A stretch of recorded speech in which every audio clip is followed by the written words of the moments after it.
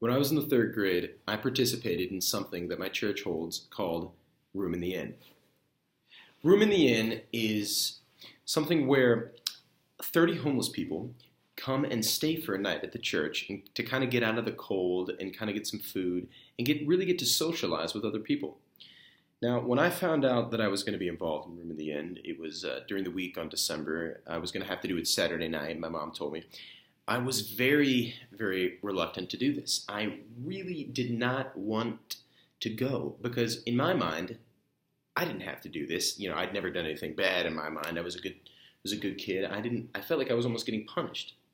To me, homeless people were drug addicts or criminals or people that had really just wasted what they had been given.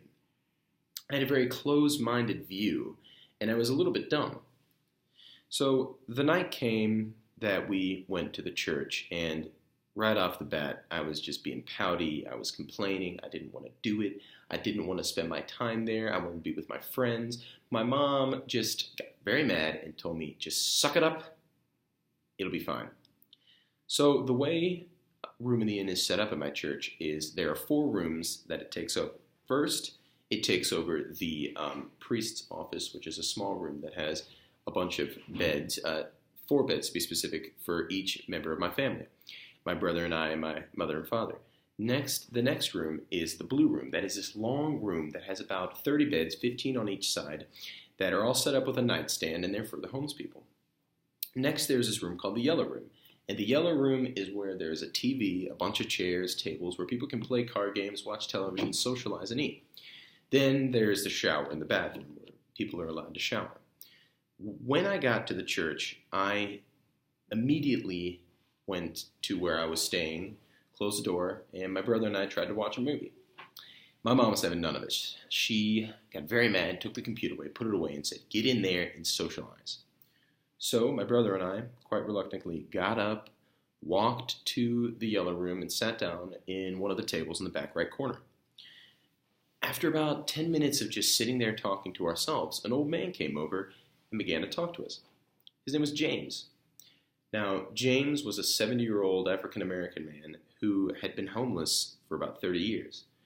He sat down, and the first thing he said to us was he told us how happy he was that we had decided to take the time out of our day to come and be with them.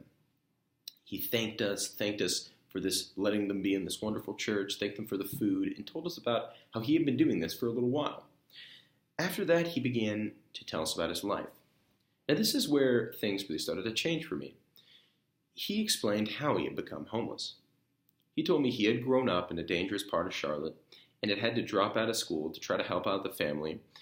And after a while, he had come into some trouble with drugs. And after overcoming them, he was unable to get back up on his feet due to the fact that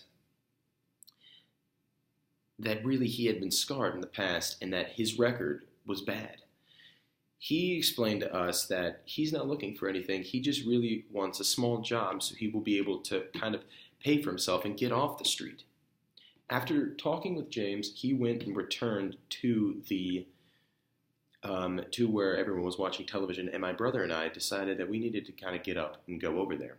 So we went and sat down, and began to talk to the rest of the homeless people. And after a while, it dawned on us that we were no different from these people. These people were mothers, fathers, people from the ages of 25 to 70, people who had just been dealt a really bad past and had been struggling ever since that. It was at that moment that I had realized how selfish I had been. For me to ever think that I was better than anybody else was a problem. But for me to just automatically judge this group of people just because of what I thought was ridiculous.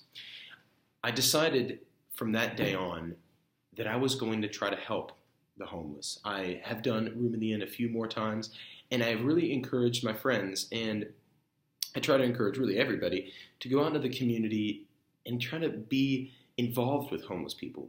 They're not looking for much. Really, what they want is just someone to give them a chance, someone to talk to, someone to tell them that they're worth it, so that they can get back up on their feet. And I encourage each and every one of you to do this, because it is fantastic, and you will feel fantastic. Thank you.